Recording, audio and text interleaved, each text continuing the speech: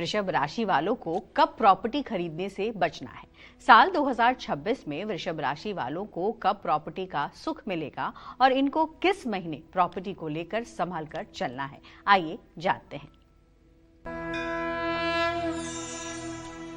वृषभ राशि के जातकों को बताना चाहूंगा कि आपके जन्म कुंडली में या वृषभ लग्न वालों के जन्म कुंडली में सूर्य की जितनी अच्छी स्थिति होती है उतनी ही अच्छी स्थिति प्रॉपर्टी की होती है। साल 2026 वृषभ राशि वालों को घर खरीदने या प्रॉपर्टी में निवेश करने के लिए औसत रहने वाला है। 5 दिसंबर 2026 तक राहु केतु का जो प्रभाव है वो आपके चौथे भाव पर ही रहेगा। राहु केतु के कारण संपत्ति या वाहन से जुड़ी मुश्किलों का सामना करना पड़ सकता है। लेकिन अगर आपने कोई प्रॉपर्टी खरीदी है, उस पर लोन है, ईएमआई है, तो उसे चुकाने में आपको मेहनत नहीं करनी पड़ेगी, बल्कि वो आराम से ख़त्म हो जाएगा।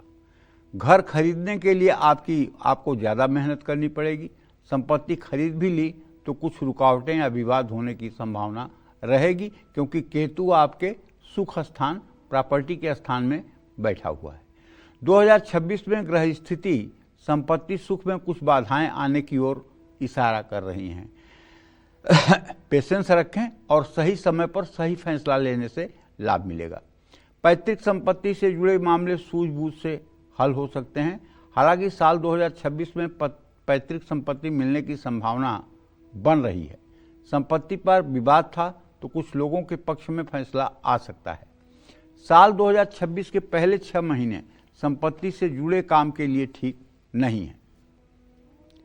संपत्ति बेचना चाहते हैं तो साल का दूसरा भाग ही शुभ होगा।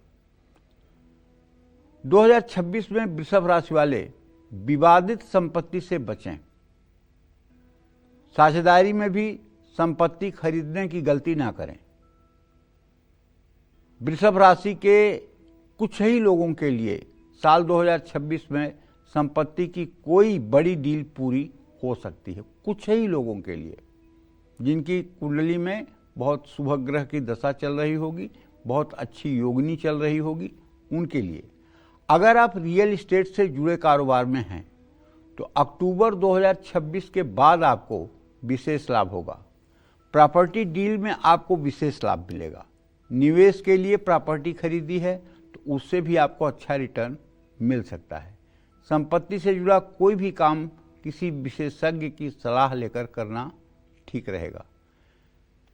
मैं बताना चाहूँगा कि वृषभ राशि के जातक 2026 में संपत्ति का यदि सुख चाहते हैं तो दूध में चीनी या गुड़ मिलाकर पीतल के लोटे से या पीतल की श्रृंगी से शिवलिंग का रुद्राष्टाध्यायी के 5वें अध्याय के 16 मंत्रों से अभिषेक करें। फिर जल से अभिषेक करें। फिर उसके बाद स्वच्छ जल से अभिषेक करने के बाद भस्म विभूति अर्पित करके शिव जी को बिल्वपत्र, मंदार का फूल, धतूरे का फूल, कमल का फूल, ये सब वस्तुएं अर्पित करें। धूप दीप नैवेद्य से पूजन करें और सूर्य भगवान की उपासना करें। सुबह शाम गायत्री मंत्र का जप जरूर करें। जय मां विंध्यवासिनी।